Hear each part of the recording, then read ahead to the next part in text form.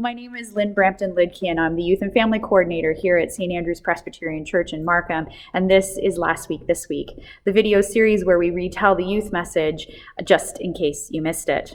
Now, before I tell the youth message this week, I do want to wish everyone a very happy new year, because this youth message took place on January 5th, the first Sunday of 2020. During the course of our youth message, we talked about whether or not anyone had taken a trip over the holidays. And if they had taken a trip, did they know how to get there?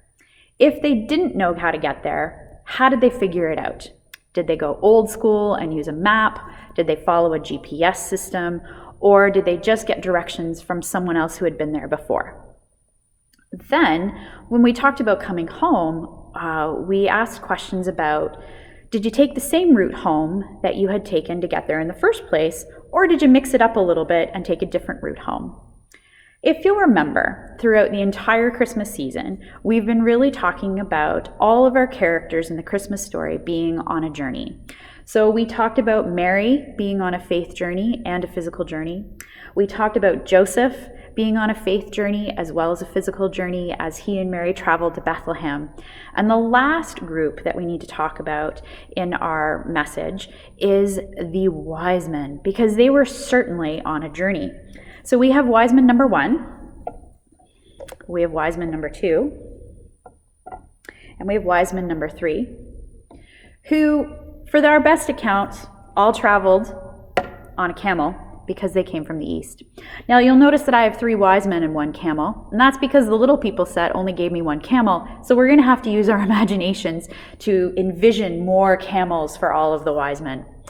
But like Mary and Joseph, they were all on a journey, and they had followed a star, and they got to the point where they needed to stop and ask for a little bit of help, and that's when they met King Herod. And King Herod pulled together all of his scribes and all of his chief priests, and they started going through all of the ancient texts. And that's when they found a passage where a prophet had foretold that Jesus would be born in Bethlehem. Because the person that the wise men were looking for was the child who would be born King of the Jews. So with this new information, the wise men packed up all their belongings and they continued to follow the star all the way to Bethlehem. And when they found Jesus in the stable, they honored him and they gave him gifts of gold, frankincense, and myrrh. But before they had left King Herod had asked the wise men, "On your way home, could you stop in and see me and let me know where you found the baby?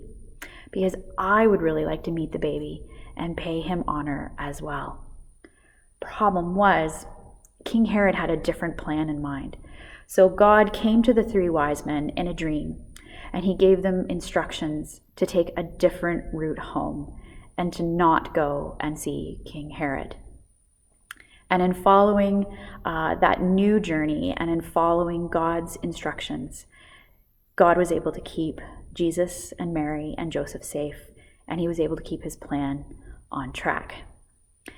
Now, one of the other things that we talked about during our youth message was the fact that all of these characters have been on a journey, and now with the beginning of a new year, you have an opportunity to take a journey as well.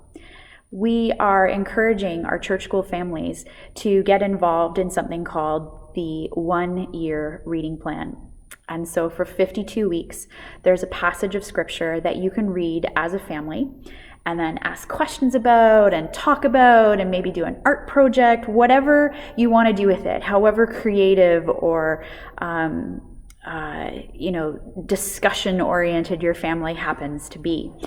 And so even though you're not with us at this point in time and you weren't with us to get the reading plan, we're going to post that reading plan up on our Facebook, on our website, and I'm going to try and post it on our Instagram as well, so that if you would like to take part in our 52-week journey through the Bible, you can do so as well.